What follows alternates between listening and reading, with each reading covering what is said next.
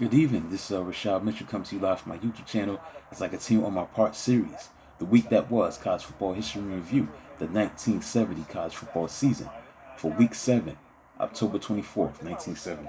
Let's get into it. North Carolina State beat Maryland by a score of 6-0 in Norfolk.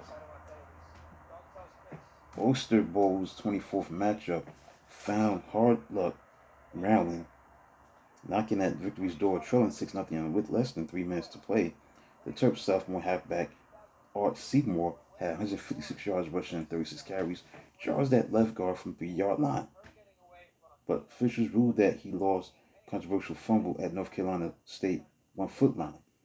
Recovery was credited to Wolfpack nose guard George Smith, but officials scurried from the stadium without stopping at their dressing room where media could query them. Maryland defensive tackle Pete Mattia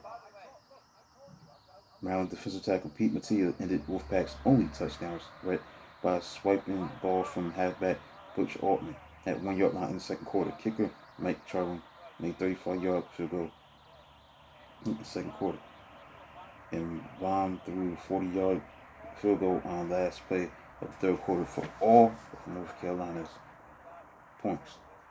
State's points. Wake Forest defeated North Carolina by a score of 14-13. Fullback Larry Hopkins burst for the 39-yard run. Then scored 3-yard touchdown with 3:01 left to boost the Deacons past the ACC favorite North Carolina. Now kicker Tracy Lounsbury conversion kick that followed was difference in game. Wake Forest rushing defense concentrated on fairly containing Tar Heels tailback Don McCauley, who had 125 yards rushing on 31 carries, but he managed second quarter touchdown 4-yard run.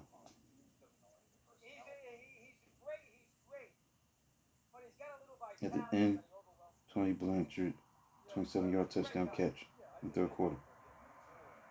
Tar Heels botched a conversion kick. Upset victory played a huge role in propelling Deacons to their first and only ACC championship. Louisiana State, the number 14 team in the country, beat number 6 Auburn 17-9. Number 4 Louisiana State beat number 6 Auburn, number 6 team in the country, 17-9. The Bayou Bengals snatched the SEC lead with bruising upset of high-flying Auburn. LSU scored for 15-6 halftime lead on quarterback Buddy Lee's 11-yard touchdown pass to wide receiver Andy Hamilton and tailback Art Kentrell's short touchdown plunge Plainsmen into the game with 35-point scoring average, but could manage only 3 field goals by Gardner Jett. Now, LSU linebacker Mike Anderson preserved victory in the fourth quarter and with the 4th down stop of Auburn running back Wallace Clark at 1-yard line. Now, next, Ohio State, the number 1 team in the country, beat Illinois 48-29. Ohio State beat Illinois. Ohio State was number 1. And they beat Illinois 48-29. Friday, Illinois coach Jim Vallick was fired but allowed to administer this game. Now, inspired Illinois led number 1 Ohio State 20-14 at halftime and also 23-21 in the third quarter, respectively. Illinois halfback Darrell Robinson rushed for 187 yards and a touchdown on 43 carries, and tight end Doug Dykins caught 2 touchdown passes from quarterback Mike Wells.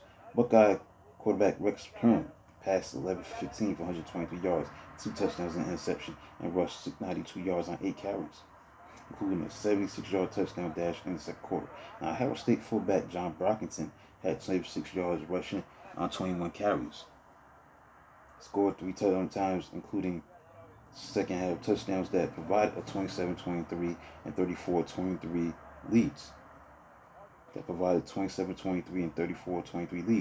post-game player revolt postponed Vallick's firing until his contract was fulfilled at season end. The Buckeyes' win over fired-up foe failed to impress the voters, so Ohio State tumbled from number 1 as Texas beat Rice 45-21. Michigan, the number 5 team in the country, beat Minnesota 39-13. Now, in the decade of the 70s, only 4 teams would finish ahead of either Michigan or Ohio State in any season's Big Ten standings. Coach Murray Warmath of Minnesota's overmatched Golden Gophers spoke for conference's fast submerging Little Eight when he said after the game that when they had the ball, they could move. When we had it, we couldn't. Michigan outgained Minnesota 518 yards to 283 yards and sent walk-on fullback Fritz Seifert 76 yards rushing in the game on 18 carries, powering for 4 short touchdowns. Wolverines tailback Billy Taylor had 151 yards rushing on 26 carries, followed by sharp blocks of Seifert guard Reggie McKenzie, tackles Jack Harpring and Dan Dildorf, and tight end Paul Seymour to his rushing leadership. Michigan quarterback Don Moorhead made 39-yard sprint to poise Seifert for his 4-yard touchdown late in the second quarter for 18-7 lead. So our previous series, the second quarter, Minnesota tight end Doug Kingsrider made a pair of spectacular catches of 45 and 16 yards from quarterback Craig Curry, and later for one-handed grab for a touchdown. Next, Northwestern beat Purdue 38-14. Northwestern beat Purdue 38-14. Next, Kansas State. Kansas State beat Oklahoma by a score of 19-14. Kansas State quarterback Lynn Dickey sparked 2 touchdown rally in the last 4 minutes for the win over Oklahoma, and it was Wildcats' second in a row in the 11th victory over Sooners in 56 tries since 1908. Now, Dickey completed a 38-yard touchdown pass to wingback Henry Hawthorne for 7-0 first quarter lead.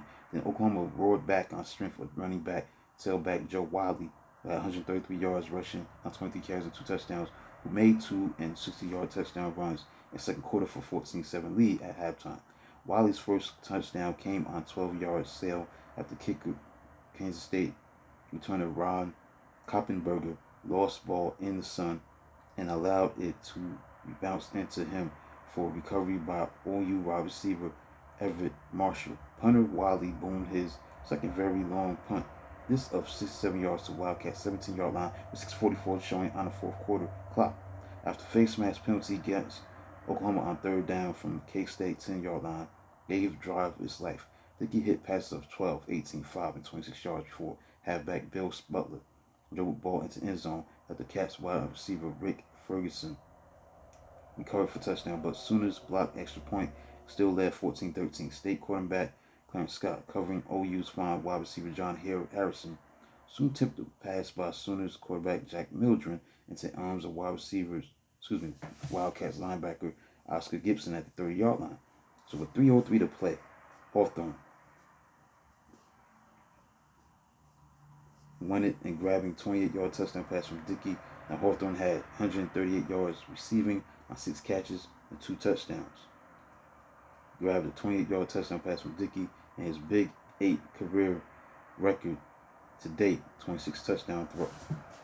Next, Air Force, the number 17 in the country, beat Boston College by a score of 35-10. Air Force came from behind, supposed best start in its history. Passing combination of quarterback Bob Parker and wide receiver Ernie Jennings struck for 3 touchdowns. Halfback Fred Willis zipped up middle on track play and sped 55 yards for touchdown that gave Eagles a 10-7 lead in the first quarter. With 55-59 before halftime, Falcons regained lead at 14-10 as tailback Brian Breen, who had 150 yards rushing and a touchdown and 32 carries, injured on previous series, returned to grass after right tackle for a 3-yard touchdown. But from that point, Boston College defense shut down Air Force and its offense threatened often, only to be frustrated when fly boys maligned secondary came up with interceptions of Boston College quarterback Frank Red Harris.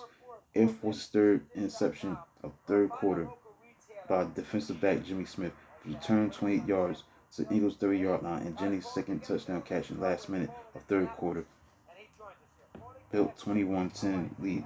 Boston College wasn't broken until Smith's 90-yard interception for a touchdown return in fourth quarter. But Eagles were left fuming when Falcons tried to impress four bold scouts with Jennings' third touchdown catch, his 14th of the season, which came on game's last play from the 1-yard line. Next, Oregon.